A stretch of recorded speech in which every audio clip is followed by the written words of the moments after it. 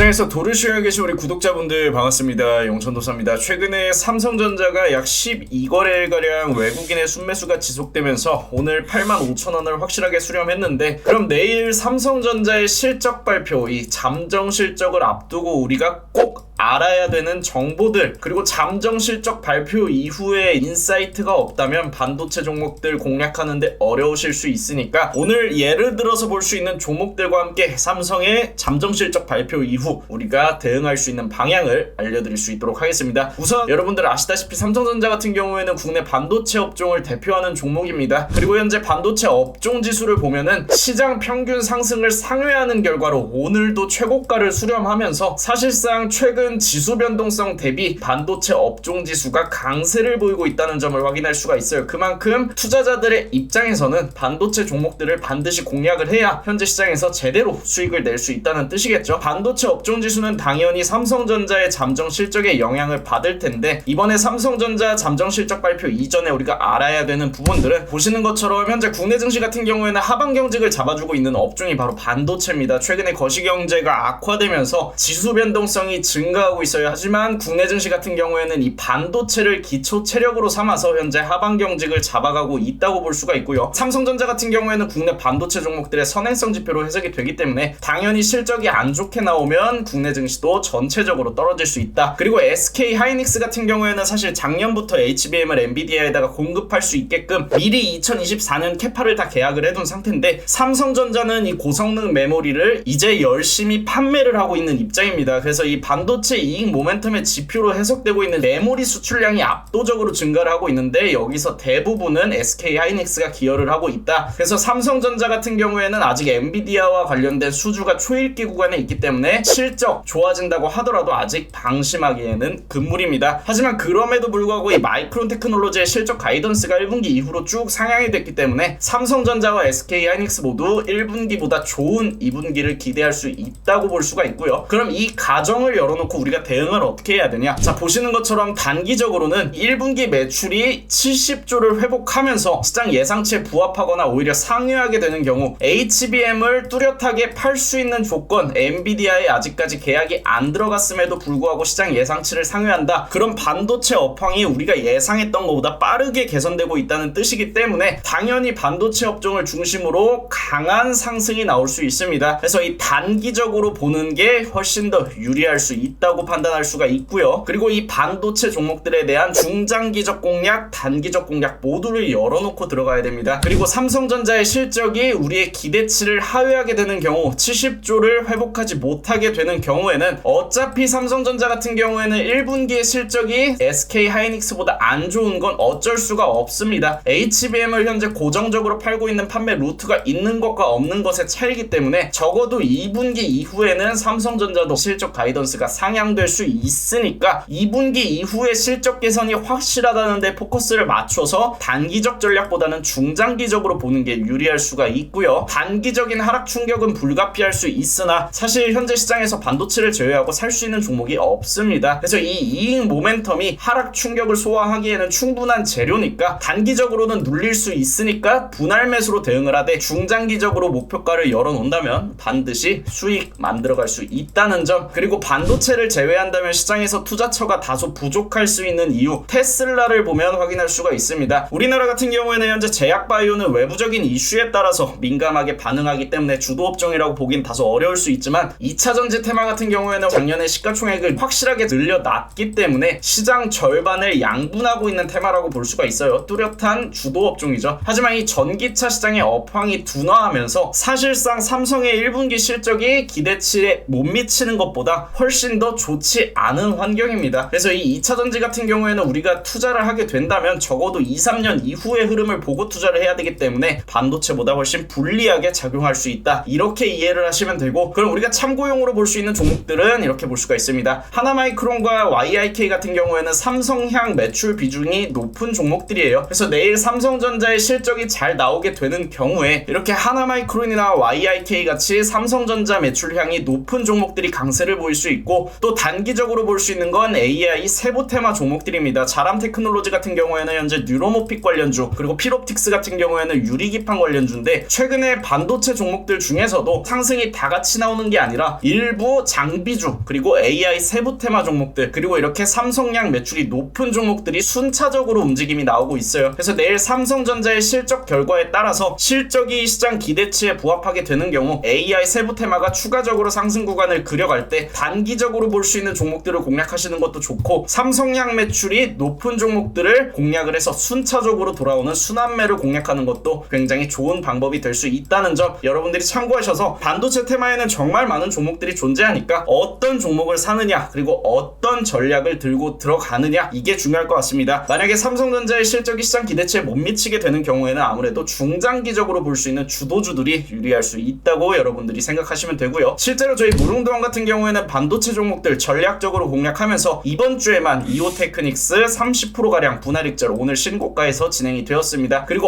어제 매수해놨던 DI도 오늘 마찬가지로 20% 이상 수익 실현 진행이 되었고요. 그리고 우리가 한참 전에 매수를 해놨던 종목인데, 하나마이크론 같은 경우에는 반도체 주도주로 저희가 장기적으로 공략을 했던 종목입니다. 그리고 오늘 신고가에 근접하면서 마찬가지로 20% 이상 여유롭게 분할익절, 그리고 추가적으로 제가 이전 영상에서 알려드렸던 실적주 원택까지 10%가량 수익 실현에 성공하면서 오늘만 하더라도 무려 70% 가까이 수익을 챙겼고요. 이전에 원택까지 포함을 한다면 4월 시작한 지 4일 만에 80%에 가까운 수익을 챙기고 출발하고 있다고 말씀을 드릴 수 있을 것 같습니다. 그리고 저희 무릉도원 같은 경우에는 미리미리 현재와 같은 움직임을 다 준비를 해놓고 여유롭게 공략을 해서 최근에 나왔던 단발성 과대납폭 모두 피해갔고, 미리 모아놨던 종목들로 이렇게 여유롭게 수익 내고 있으니까, 함께 하실 분들은 위에 번호 잠깐 올려드릴 때 문자 남겨주시고 저희 무릉도원 들어오셔서 함께 하시면 되겠습니다. 위에 번호 잠깐 남겨드릴 테니까 저희 무릉도원 들어오실 분들은 위에 떠있는 번호로 문자 꼭 남겨주세요. 또 저희 무릉도원 뿐만이 아니라 라이브 방송에서도 항상 투명한 인사이트, 그리고 매일같이 수익을 낼 수 있는 종목들 알려드리고 있습니다. 저희 지난주 단 한 종목도 빠짐없이 익절 마무리가 됐고요. 이번 주도 올킬랠리 달려가면서 현재 9거래일 연속 수익 중에 있습니다. 그렇기 때문에 여러분들이 라이브 방송만 참여하셔도 좋은 종목들, 좋은 인사이트, 그리고 단타로 수익 낼 수 있는 종목 모두 가져가실 수 있을 거예요. 오늘 영상은 여기서 마무리하고 여러분들 내일 같은 시간에 만날게요.